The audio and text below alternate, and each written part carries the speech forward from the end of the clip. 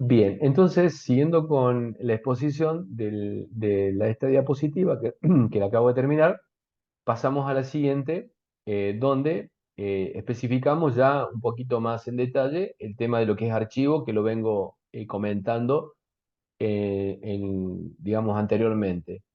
Cuando un proceso crea un archivo, le proporciona un nombre, ¿no? Eso lo sabemos porque cuando hacemos doble clic, le asigna más que nada un ID.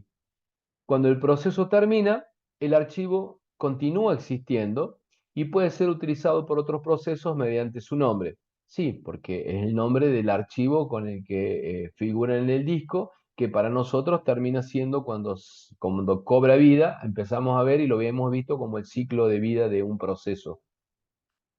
Los archivos también es un conjunto de datos persistentes, o sea que siempre están, no se van cuando terminan de ejecutarse, salvo que sea un malware que elimine o lo que pueda llegar a ser. Son datos persistentes con un identificador asociado que el usuario ve como una entidad siendo la unidad mínima de almacenamiento lógico. Esto es en referencia a que cuando pasan a memoria, el ID al que hacía referencia. Los archivos suelen tener distintos tipos de permisos, donde más elocuente, digamos, es la posibilidad de verlo. Esto es en Linux, donde podemos ver un archivo que sea propietario, sea de lectura, escritura, puede ser de ejecución, en grupos y otros, establecer ID y permite manejar eh, ciertos tipos de permisos sobre un determinado archivo, sobre una determinada carpeta. Ustedes van a poder, por ejemplo, ver que hay archivos que si ustedes le ponen de lectura, digamos, no lo van a poder, eh, digamos, o sea, o protegen de escritura, no lo van a poder grabar. Esto basta mirar si usan, digamos, digamos, la ventanita de comandos de tanto de Linux, Windows, etcétera, donde uno puede mirar, esto en Windows se llama atributos. Uno le puede poner atributo oculto, por ejemplo, un archivo que están llevando a cabo y le ponen de solo lectura, lo encriptan. Entonces la persona que es usuario de ese equipo, si no habilita el mirar los archivos ocultos, no lo va a poder ver. Donde para poder sacarle o cambiarle los atributos, existen comandos como el attrib en el caso de Windows o en el caso de Linux, también se puede hacer en forma gráfica como lo están viendo en la imagen. En resumidas cuentas, un archivo puede ser, como ven en la imagen, donde dice vista textual, puede ser con los parámetros que ustedes están mirando, puede ser y corresponden. Los tres primeros referencias, que es el guión RW, eh, por ejemplo, aplican a propietario. Los tres siguientes a grupo, los tres siguientes a otros, bueno, y cada digamos, dato que esté puesto va a involucrar que tiene asignado ese parámetro. Por ejemplo, si vemos propietario, tiene habilitado lectura y escritura. Si ustedes ven en vista textual, dice read y write, ¿no? Y al lado, abajo, en el grupo, tiene solamente habilitado lectura, es decir, write, y en otros, write, en lectura. Y como ven acá, es write y write. Entonces, en una vista contextual, uno mirando esto, si sabe cómo tiene esta distribución, de que es primero grupo, después, perdón, primero propietario, después grupo, después otros, cuando uno mira o en forma gráfica, como lo estamos viendo, o en vista textual, uno sabe qué tipo de parámetros, pero también lo puede hacer en la cuestión numérica.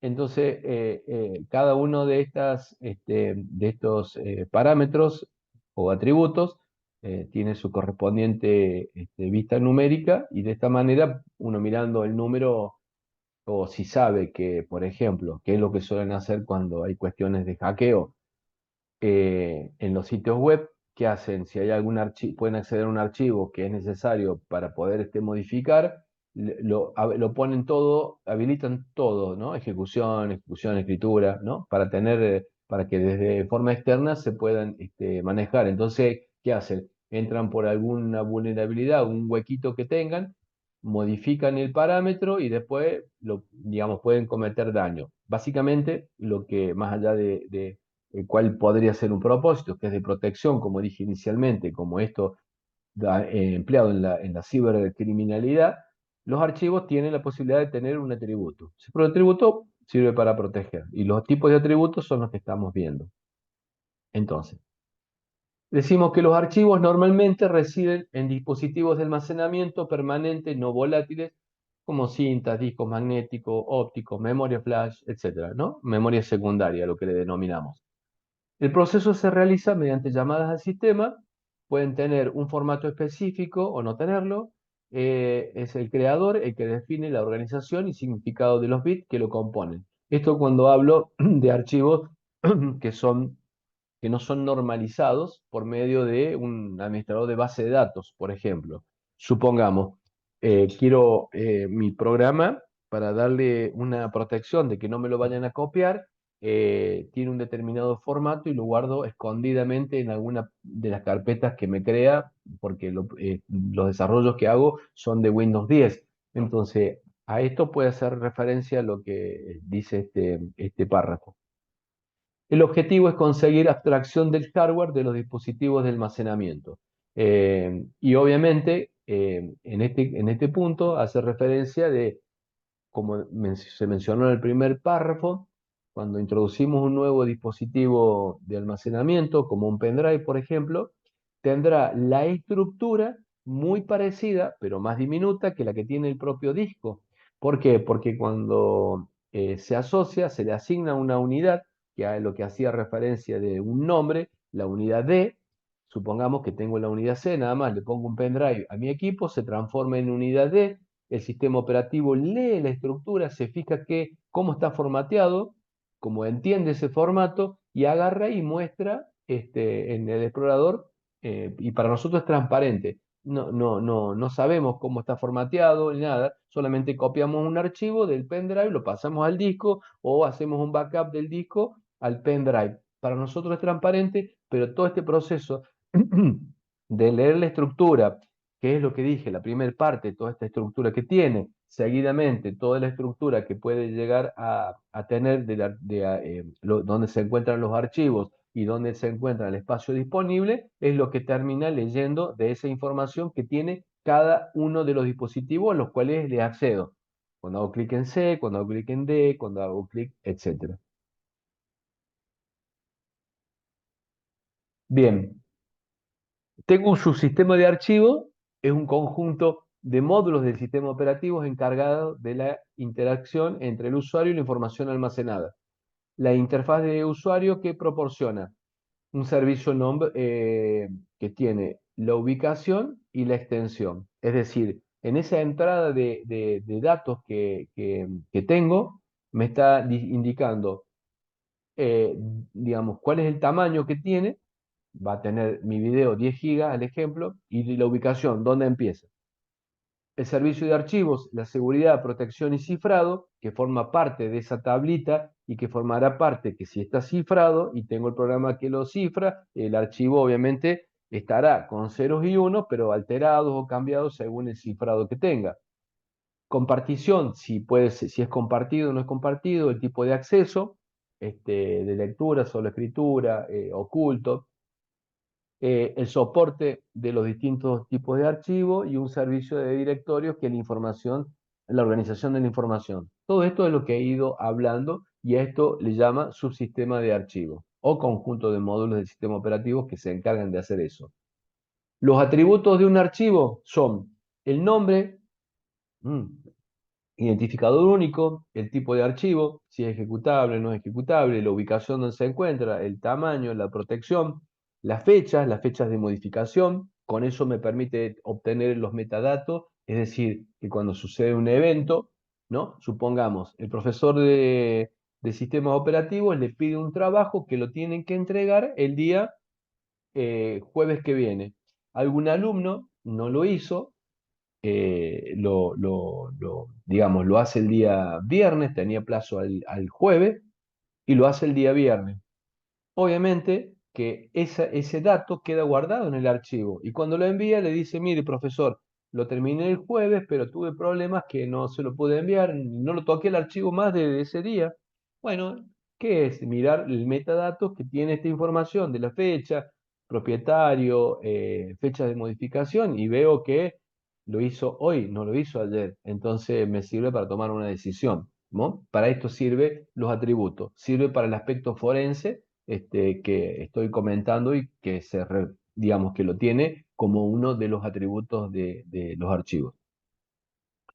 Los tipos de archivos que son fáciles de reconocer y que lo soportan los distintos programas son archivos, por ejemplo, los de tipo ASCII, que fue en la primera diapositiva. ¿Por qué? Porque son archivos de tipo texto. Los archivos de tipo texto sería el estándar que todo sistema operativo puede leer. El archivo ASCII es el que no tiene la extensión, digamos, de Word, una extensión de Excel o quien sea. Un archivo de ASCII, un archivo binario, perdón, es un archivo que tiene nada más que letras y no tiene subrayado, no tiene negritas, no tiene nada. Es un archivo, digamos, pobre en lo visual, pero que genera una compatibilidad digamos, ser abierto en cualquier equipo, ¿no? Eh, Bien, el nombrado de archivos, la característica principal, que hay una asociación de un nombre de un archivo en su creación, es decir, que yo tengo un archivo Word, por ejemplo, lo voy a crear y cuando lo grabo, le pongo el nombre, pero la extensión queda asociado al nombre de archivo ejecutable, que en este caso el ejemplo que vengo arrastrando es el .doc o el docx. Permite el acceso de un archivo en forma inequívoca, esté ubicado donde esté ubicado el archivo. Cuando le hago doble clic para ejecutarlo, se va a fijar cuál es la extensión, se va a ir a buscar a esa tabla de quién lo tiene asociado, va a decir, lo tiene asociado el Word, abro el Word y abro el archivo. Los nombres formados por caracteres alfanuméricos y especiales, bueno, sabemos cómo se forman los nombres de archivo, el tamaño que tiene según el sistema operativo y los símbolos que no se pueden usar, que en el caso de no saberlo, puedo escribirlo, ¿no? Puedo poner un símbolo que no lo permite y no me va a dejar crear con ese nombre. En el caso, digamos, que no conozcamos cómo es el formato particular de los nombres de archivo cuando queremos crearlo. Las longitudes varían según el sistema operativo eh, y pueden tener extensiones, obviamente, para indicar su tipo. Y es fundamental porque gracias a la extensión se puede buscar la asociación. Hay programas que son de tipo forense que lo que hacen es mirar dentro del archivo. El sistema operativo lo que hace es una mirada rápida. ¿Tiene extensión? O sea, tengo el nombre, tengo la extensión, miro, está asociado, es este. No tiene extensión, no lo puedo abrir. Y cuando uno usa un programa de tipo forense, ¿qué hace el programa de tipo forense? Dice, mira adentro. Y dice, tiene esto que está acá, esto califica para que sea, esto es un archivo seguramente PDF y lo asocia al PDF para que lo puedan abrir en formato PDF. Por eso es que tiene, digamos, son software especiales que lo que hacen terminan mirando un poquito más adentro del contenido del archivo para poder hacer esta deducción. Obviamente que tiene un fundamento científico esta deducción. Los métodos de acceso al contenido de un archivo. Considerando un archivo como una secuencia de datos de longitud fija y diferentes en cada archivo, ¿cómo se accede a un dato concreto? Se accede, como recién les comentaba, el acceso es mirando la estructura, viendo qué tipo digamos, corresponde y accediendo al puntero o el link de donde comienza y se va enlazando dentro del espacio usado por ese mismo archivo hasta que llega el fin de archivo y cuando lo encontró juntó toda esa información y lo mostró, ¿no? Mostró el archivo con el documento completo. Para nosotros es nuestro archivo único, pero en el disco es una secuencia de información que está dispersa según se fue asignando el espacio disponible. La forma de acceso básico, y acá podemos ver, o en un ejemplo puntual, donde existe digamos, un acceso secuencial por ejemplo, tengo una clave, tengo una dirección, donde esta dirección hace referencia, digamos, a otra parte esto sería como un índice, donde dice acceso secuencial, es como un índice donde en su hoja interior tiene gran parte del detalle, que básicamente los accesos a los archivos son muy parecidos a esta estructura, donde tengo un sector, donde está la tabla esa que mencionaba, el nombre del archivo, extensión, si fue accedido, cuántas veces se instaló, etcétera, etcétera. Pero después el archivo propiamente se encuentra en alguna parte del disco y está enlazada por un link. La protección puede ser necesario controlar el acceso a la información. Eso va a depender del sistema operativo que lo permitan. Algunos sistemas operativos tendrán mayor tipo de control que otros o permitirán mayor control que otros.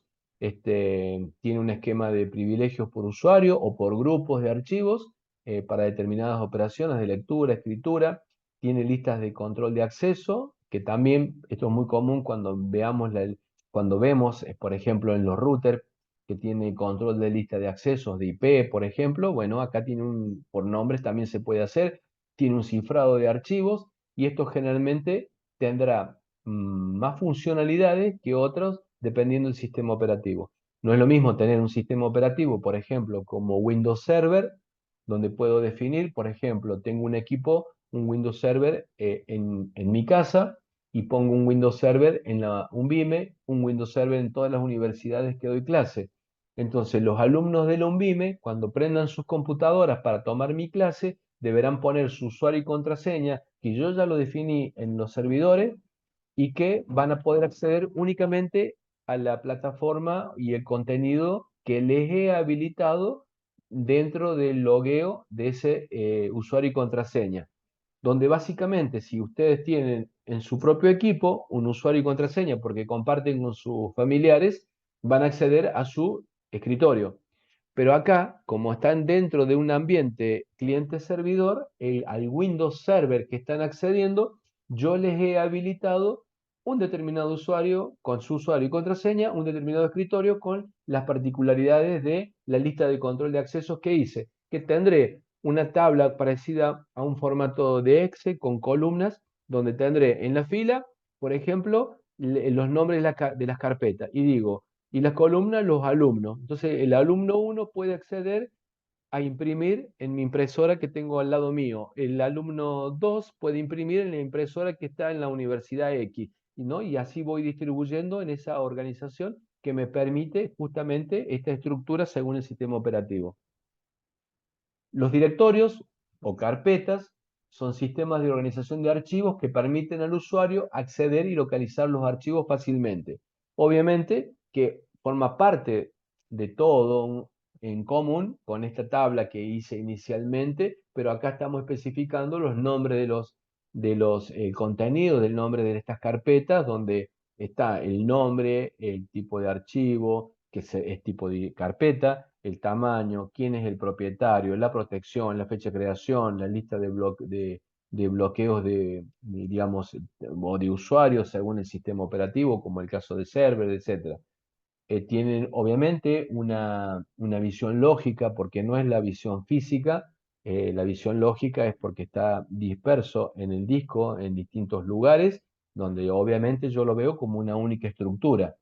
Y es acá la explicación de por qué cuando presiono, por ejemplo, Windows, la tecla de Windows, con la letra E, para abrir el explorador de Windows, sea que tenga un Core i7, 32, 64 GB de memoria, un disco de 1 tera de estado sólido, tiene una demora, un delay como la del, digamos, el Core i3 con 4 GB de RAM y disco mecánico. ¿Por qué tengo prácticamente un delay muy parecido? Y porque lo que hace tiene que tomar toda la estructura lógica, leerla, traducirla con la física para poder mostrar en pantalla, digamos, y cuando el equipo ha tenido mucho uso de borrado de archivo, etcétera, no es secuencial, por lo tanto tiene que ir leyendo y enlazarse durante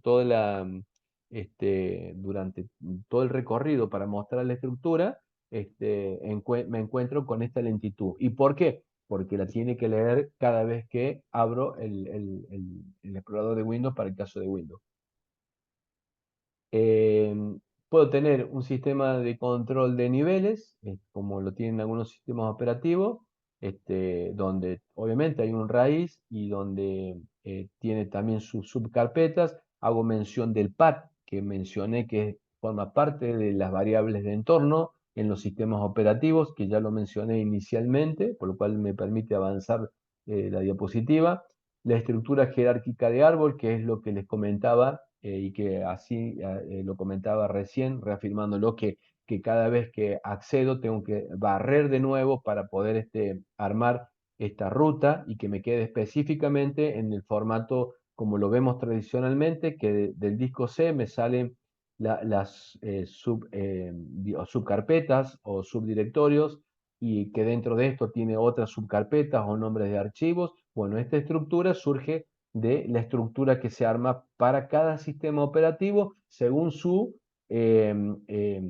formato y según su particionado.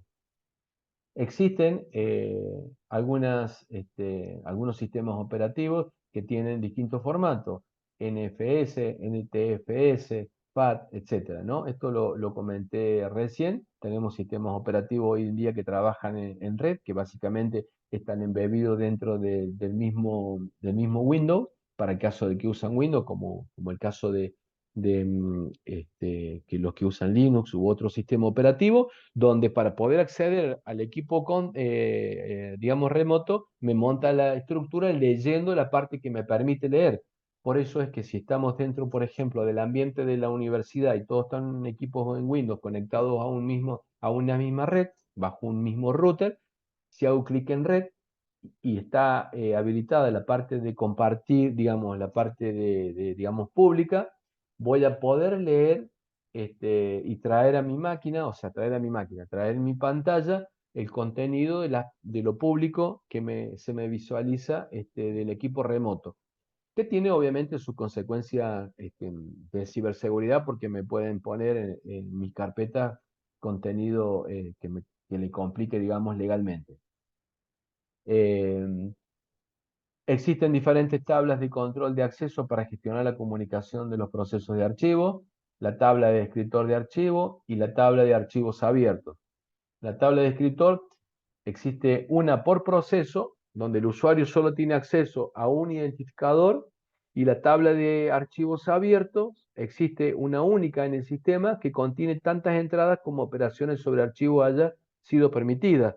Por eso es que el sistema operativo, cuando se encarga de administrar esto, puede tener el control de que si estoy en la ventanilla para poder retirar dinero que tengo en el banco y por la plataforma Home Banking quiero acceder para poder retirar la misma cantidad de dinero y quiero intento cometer un ilícito de poder acceder en simultáneo, justamente el sistema operativo puede decirme, mira, ya está abierto, de lectura lo podés acceder, de escritura solamente tiene uno la potestad de escribir, digamos, y uno de los dos es de los dos o tres o cuantas sesiones haya sobre un determinado archivo digamos, va a poder hacer una determinada acción y eso puede ser controlable por el sistema. Una forma en que se puede tomar un proceso, que lo hemos visto, tenemos un proceso que tiene su tabla de descripción de archivos, proceso A y proceso B, y van a ver que todo lo que tenemos en memoria termina siendo una referencia y siempre termina siendo una referencia de lo que está en el disco, donde en este caso particular cuenta digamos, cuáles son las carpetas que están accedidas en ese momento y donde, como veremos en otra diapositiva, vemos que la carpeta etc de archivos, que es donde se encuentra esta carpeta etc, tendrá una estructura que estará linkeada a otra estructura que se llama password y así hasta encontrar el archivo. Los servicios del sistema de archivos, para archivos, ¿qué hace? Solicitar una operación de abrir un archivo, liberar, leer el contenido, escribir el contenido, cambiar el apuntador de la operación, consultar los atributos, manipular los atributos, etc. Cuando digo manipular los atributos, termina siendo una cuestión peligrosa porque puede terminar modificando justamente lo que me permite tener la trazabilidad de cuando un archivo fue creado o no, por ejemplo. Crear una nueva entrada de tipo de archivo, o directorio o carpeta, eliminar la entrada, solicitar una operación sobre el directorio que puede ser abrir, siempre para lectura, etcétera. Todas son definiciones que lo puedo generar. Obviamente, muchas acciones pertenecen a un determinado sistema y otras acciones más me va a permitir hacer, depende del sistema operativo que use, etcétera, dentro de los servicios que tiene. Para ver cómo es la proyección de un archivo en memoria, esto ya lo habíamos visto en la clase anterior cuando vimos este, eh,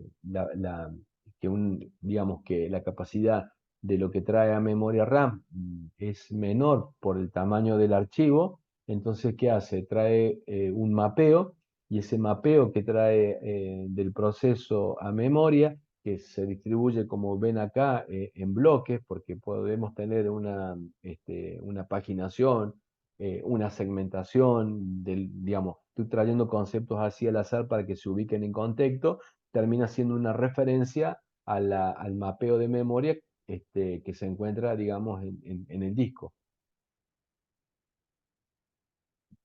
Acá, obviamente, en esta proyección o en este mapeo, siempre tenemos en cuenta si lectura, escritura, lo cual nos da la posibilidad de poder canalizar en memoria si queremos grabar algo donde está protegido como lectura. No voy y me fijo en el disco, solamente en la referencia que ya tengo en memoria me puedo agilizar ese trámite.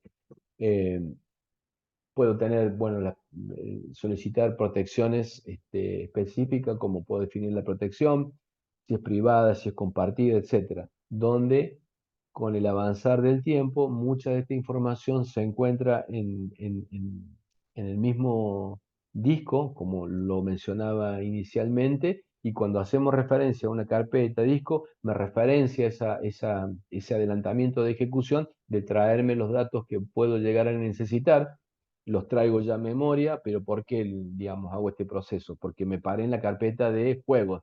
Seguramente voy a necesitar algo de los juegos, entonces yo ya lo tengo. Entonces, cuando quiero hacer clic en un determinado juego, si está protegido, me va a decir de forma inmediata, no puedo acceder, como me sucede con algunos archivos de cualquier equipo, en mi equipo en particular, donde es casi instantáneo y demora menos que leer, que abrir, digamos, toda la estructura del Internet, perdón, del explorador de Windows. ¿Y por qué? Porque ya, como sabe que estoy parado en el C y sabe que estoy parado en una determinada carpeta, ya tiene esa información en memoria que se la entregó, que la tiene en memoria RAM y no tiene que leerla al disco. Entonces la entrega al sistema al procesador que me muestra ese cartel. Los métodos de asignación de espacio. Como se maximiza esta asignación de espacio, donde tenemos los métodos de almacenamiento, terminan produciendo la fragmentación, algo que comenté hace rato, que termina usando el garbage collector para poder unificar el espacio disponible del espacio ocupado. Bueno, es todo lo que está hablando en esta diapositiva y que lo mencioné anteriormente, tanto en este punto como en este punto, donde verán, hace referencia inclusive a uno de los primeros sistemas operativos masivos como DOS.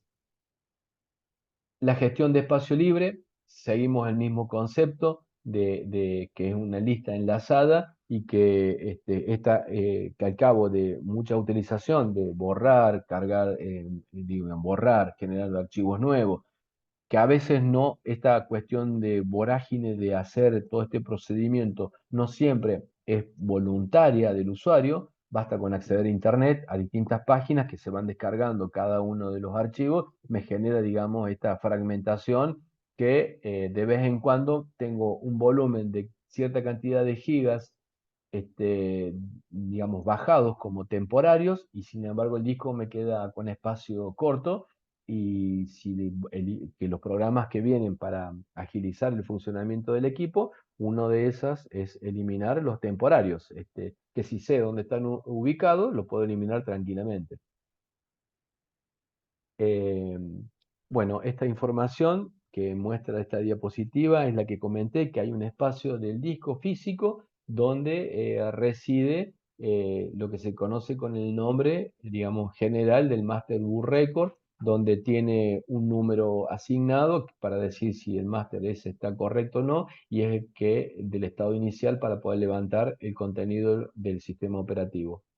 Eh, Acá es donde menciona lo que también había anticipado, que primero que las tablas de particiones tienen un comienzo y un fin. No puedo generar una cantidad enorme de carpetas, pues tiene un espacio físico para eso, donde como son punteros, si alguna vez puedo acceder a esa tabla y enlazo, en vez de marcar el fin, lo enlazo al principio, si abro el explorador, le genera un problema al sistema operativo. ¿Por qué? Porque en lugar de tener la marca de fin de carpetas y lo enlazo a la primera posición, cuando hago clic, cuando abro el disco duro, me va a mostrar C en el explorador de Windows. Y el C va a tener otro C y va a tener otro C, y cuando quiero ver, digamos, la simple apertura del explorador de Windows me va a generar un colapso de memoria porque lo va a estar abriendo, nunca va a parar. Eh, ¿Es posible hacerlo? Es posible hacerlo. Alguna vez lo hice y tuve problemas con mi equipo, pero digamos, me aventuré a ver si podía modificar eso, enlazándolo, y lo logré, y tuve este problema que tuve que instalar nuevamente el sistema. La partición extendida eh, habla de que a lo que hacía de previsión tengo un tamaño visible por el sistema operativo y por el hardware, y digamos el resto puede ser parte de esa partición extendida, que esa partición extendida termina teniendo subparticiones lógicas. Acá vemos un disco en forma completa donde tenemos el Master Boot Record, donde tenemos el código fuente de arranque del sistema operativo, las tablas de particiones y las distintas particiones, donde si vemos estos programas que lo trae Windows, por ejemplo, donde me permite unificar el espacio disponible con el espacio en uso disponible con el libre, vemos una especie de este tipo de estructura en forma gráfica y vemos cómo se van acomodando, si no vienen software que me permiten hacer y ver de forma gráfica cómo se van acomodando en base a este tipo de particiones que ya están preestablecidas en el disco. Es decir, que no es al azar cuando se graba, sino que hay una estructura que lo maneja, digamos, la interfase pertinente, y que cada vez que el sistema operativo o el procesador necesite algo, van y le piden a la controladora, y la controladora pertinente irá y buscará la información y se la entregará digamos, por un requerimiento que hay, y acá es donde lo va a entregar por acceso directo a memoria, con interrupción, todo lo que vimos en la teoría anterior. Bueno, se toma esta información de esta estructura que ustedes están viendo. Acá hablo del tema del formateo. Una vez que se hace, digamos, tengo un disco virgen, hago un formateo para preparar, digamos, es como limpiar todo un terreno, y después genero las particiones como para decir cómo va a estar distribuido. Las particiones terminan armando la estructura esta que están viendo en este momento, ¿no? Bien, existen distintos tipos de particiones o formateos que, según el sistema operativo, terminan justamente teniendo una única raíz, y que se van distribuyendo en forma, digamos, de árbol. Hay sistemas operativos que inclusive el mismo Windows, si bien es de tipo plug and play, es decir, tengo un pendrive, lo pongo, se monta, lo saco, lo desmonto, pero también lo puedo montar y desmontar en formato